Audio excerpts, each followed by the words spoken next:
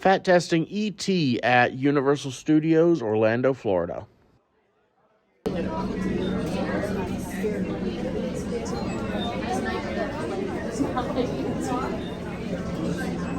So you tell them your name and you get this. That's cool. We're not looking for kids. Really? Listen to this. Space. We were taken into a spaceship. Well, changing beamer? This is reality for us.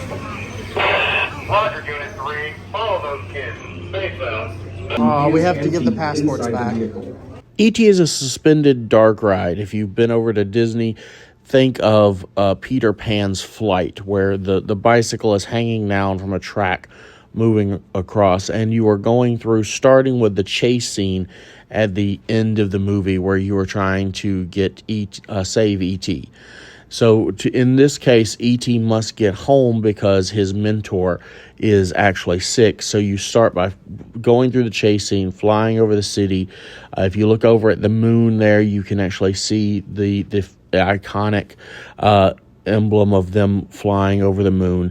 And then you will go through the stars and end up at E.T.'s homeworld, the Green Planet. It was originally supposed to just be a retelling of the story itself, but in such a short ride, they couldn't figure out how to make the impact of the movie fit, so they decided to change it up. And they actually based some of this on the written sequel of the book, 1985, William Cotswell-Winkle's E.T. the Book of the Green Planet. This helped give inspiration, along with Peter Alexander, who designed the ride.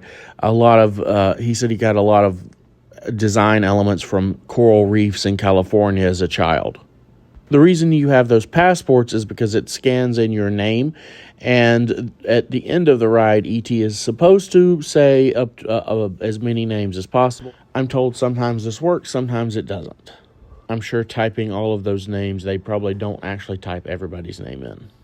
This was the first one built in 1990. It was also built in Hollywood and Universal Studios Hollywood and Universal Studios Japan, but both of those have since been replaced. In Hollywood, it was replaced by Revenge of the Mummy in 2003, and in Japan in 2009 at the Space Odyssey the ride. Universal has unfortunately removed many of its iconic 1980s based rides, but I think this one will probably stick around for a while unless they just really want to tick off Steven Spielberg. You're going about 5 miles per hour and about 12 feet off of the air, and there are 12 people per ride in vehicle. And the music is extraordinary, as it is, of course, John Williams.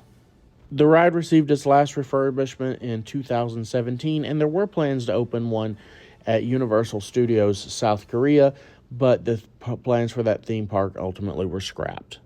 Now let me show you the seat and see if it passes the fat test. Thanks for your attention.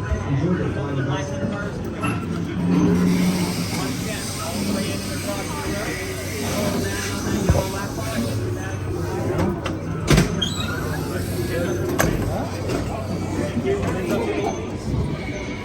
No problem. until you are asked to exit. Well, E.T.'s home is saved, and it passes the fat test.